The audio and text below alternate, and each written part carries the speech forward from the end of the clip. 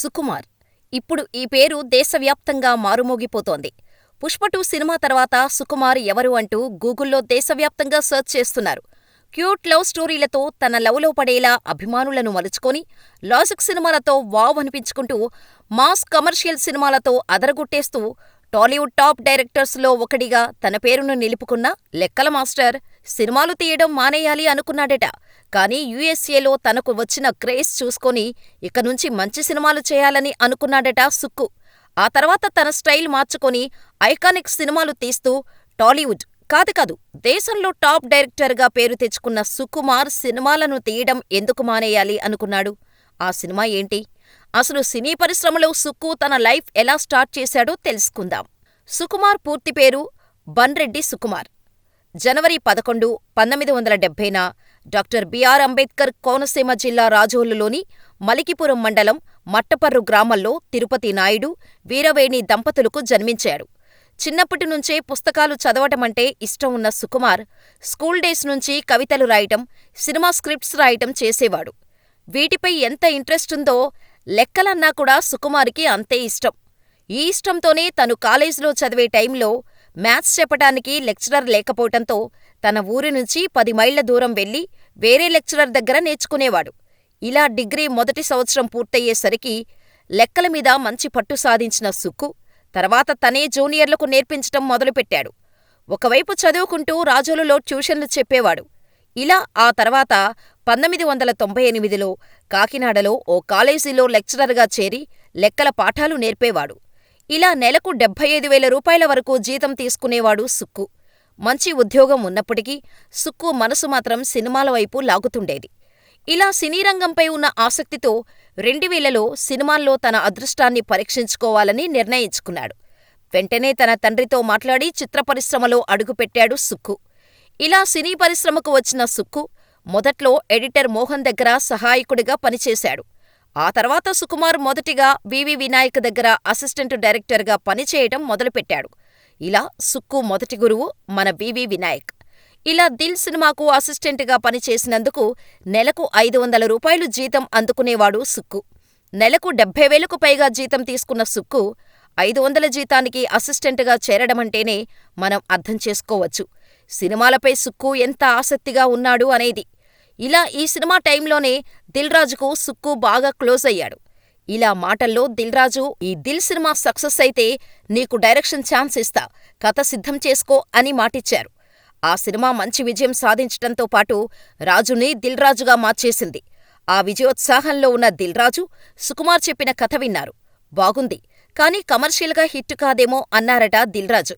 కానీ పట్టు వదలకుండా సుక్కు దిల్ రాజుతో చర్చలు జరిపి దిల్ రాజును ఒప్పించటంతో దిల్ రాజు గ్రీన్ సిగ్నల్ ఇచ్చారు. ఇలా దిల్ రాజు ఓకే చేయటంతో సినిమా క్యాస్టింగ్పై దృష్టి పెట్టాడు సుక్కు. హీరోగా మొదట రవితేజను అనుకొని స్క్రిప్టును రవితేజగారికి చెప్పారు. రవితేజకు కథ నచ్చింది.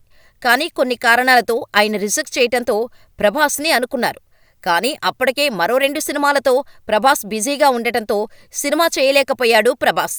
ఇలా ఉన్న సమయంలో దిల్ సినిమా రిలీజ్ అయి సూపర్ హిట్ అవ్వటంతో హీరో తరుణ్తో పాటు ఇంకొంతమంది యంగ్ హీరోలు ఆ సినిమా చూస్తామంటే నిర్మాత దిల్ రాజు ప్రసాద్ ల్యాబ్స్లో స్పెషల్ స్క్రీనింగ్ వేశారు. ఆ షోకి తరుణ్ అల్లు అర్జున్ని ఇన్వైట్ చేశాడట. ఇలా ఆ సినిమా చూడటానికి అల్లు అర్జున్ కూడా వెళ్ళాడు.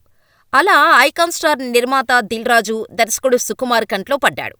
అల్లు అర్జున్ని చూసిన ఆ ఇద్దరూ తమ కథకు అల్లు అర్జున్ కరెక్ట్ అని భావించి అప్రోచ్ అయ్యారు. అయితే గంగోత్రి తర్వాత ఎన్నో కథలు విని విసిగి ఉన్న అల్లు అర్జున్ వీళ్లు చెప్పేది రొటీన్ స్టోరీనే అనుకొని వద్దన్నాడు. ఒకసారి కథ వినమని చెప్పటంతో కథ విన్న అల్లు అర్జున్ ఓకే చెప్పటం, ఆ తర్వాత అల్లు అరవింద్, చిరంజీవి సైతం ప్రాజెక్టుకు ఎస్ చెప్పటం, ఆర్య సినిమా స్టార్ట్ అయింది.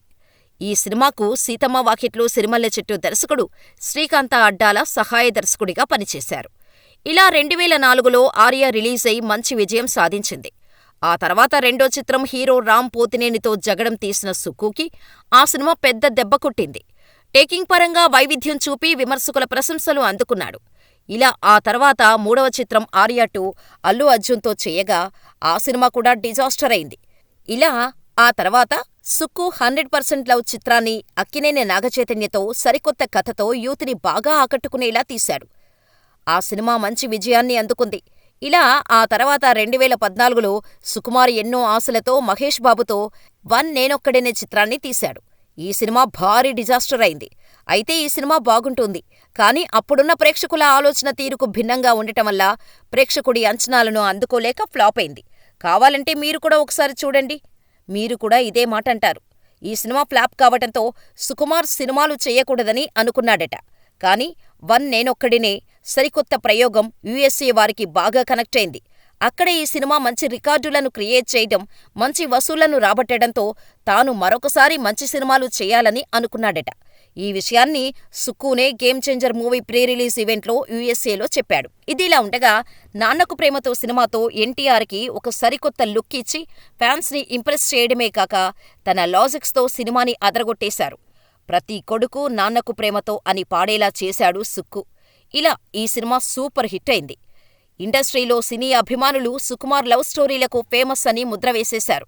ఈ టైంలో రాజమౌళి సుక్కులో ఏం చూశారో తెలీదు కానీ సుకుమార్ లవ్ స్టోరీలు చేస్తున్నాడు కాబట్టి మేమంతా ఇక్కడున్నాం. సుకుమార్ మా సినిమాలు మొదలుపెడితే అంతే సంగతులు అన్నారు. ఆయన మాటల్ని నిజం చేస్తూ సుక్కు రంగస్థలం సినిమాతో ఒక్కసారిగా తనలోని మాస్ విశ్వరూపం చూపించారు. రామ్ చరణ్ కెరీర్లో బెస్ట్ సినిమాగా రంగస్థలం నిలిచిపోయింది. రామ్ చరణ్లో ఉన్న నటుడిని పూర్తిస్థాయిలో వాడుకున్నారు సుక్కు. ఈ సినిమాతో అప్పటి వరకు రామ్ చరణ్ని విమర్శించిన వారు సైతం ప్రశంసించేలా చేశాడు సుక్కు. ఇలా మాస్ సినిమాతో తన ఉనికిని చాటుకున్న సుక్కు ఈసారి ఇంకెలా వస్తాడో అనుకునే లోపే పుష్ప సినిమాతో పాన్ ఇండియాలో అడుగుపెట్టాడు. ఇలా దేశం మొత్తాన్ని పుష్ప సినిమాతో టాలీవుడ్ తగ్గేదేలే అనిపించాడు. అల్లు అర్జున్ని పాన్ ఇండియా స్టార్ చేశాడు.